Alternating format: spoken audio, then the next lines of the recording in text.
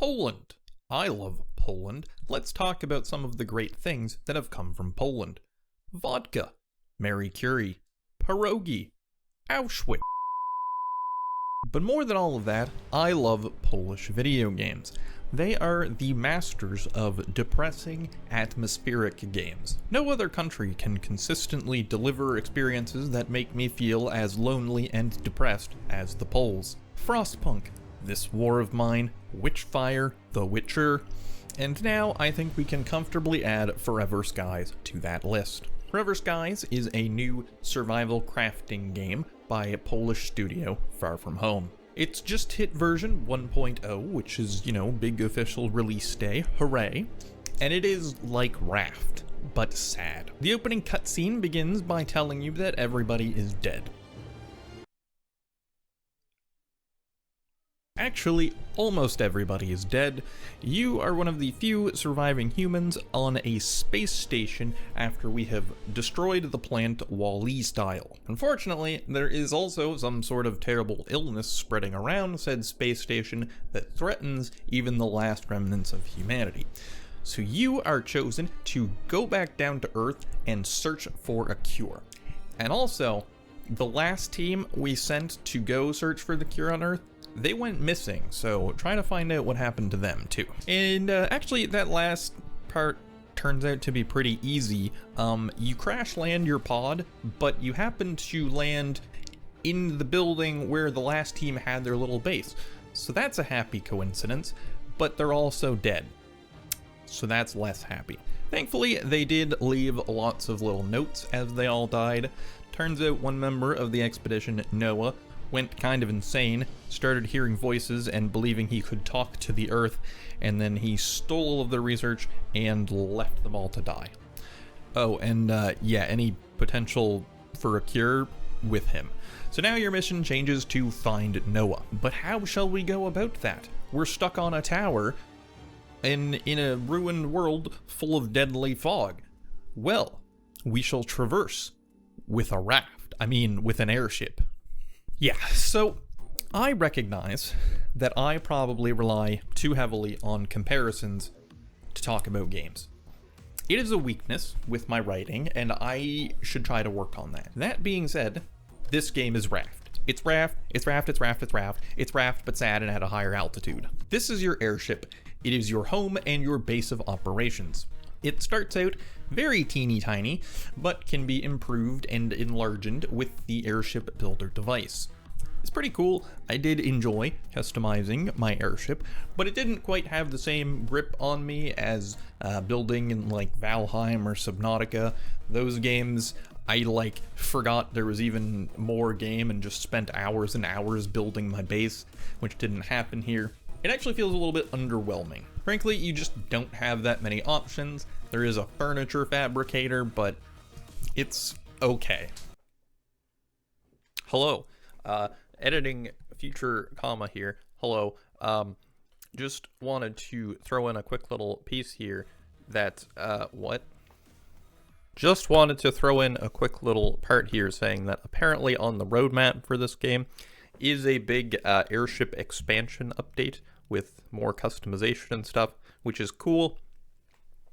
The game does need that, but also I feel like that should have been here from the start because the airship is like the main selling point of your game.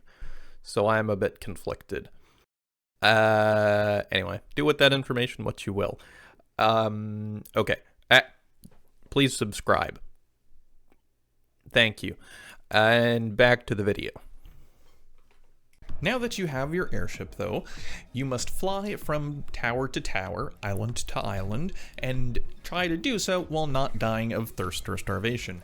And on that note, your main food source is moths. Literally giant moths that you pull out of the dust. It's disgusting. On your way between copy-pasted islands, there is a constant stream of basic crafting materials flying at you in the wind.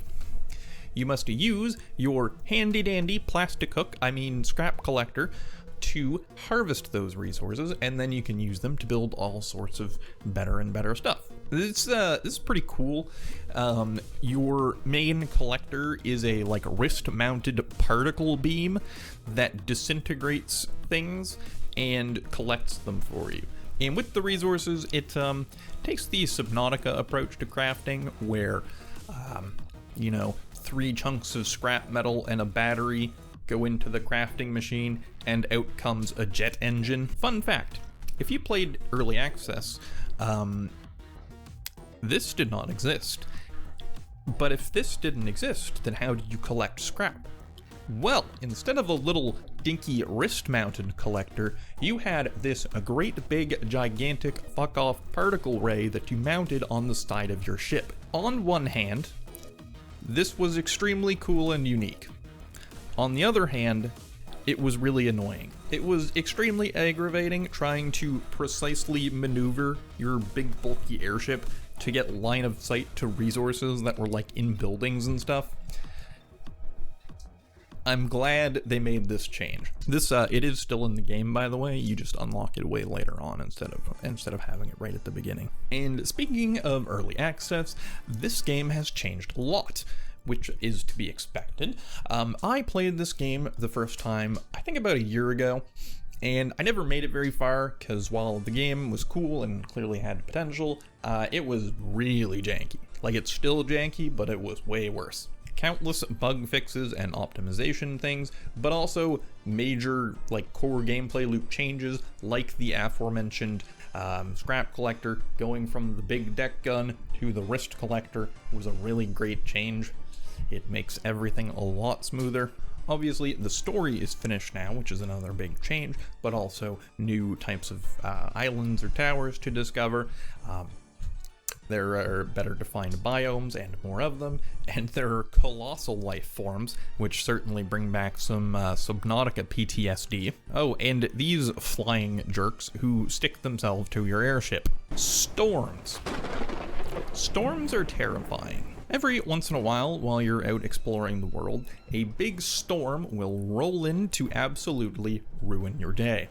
Heavy rain, wind, and especially lightning. The rain obscures your vision. The wind is cool because it makes all of the floating debris in the air go faster, which means it'll damage your ship, so it turns basically the sky into a minefield, and you have to dip and dodge all the floating hazards, which is really cool, I think, from a gameplay perspective. It turns this thing that's usually very helpful into something that is very dangerous.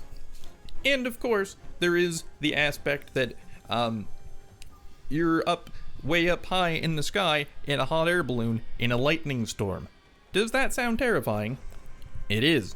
And it's funny because the best thing to do from, a mechanical perspective is nothing. You go down kind of low, just above the dust layer, and you sit there and wait for the storm to pass.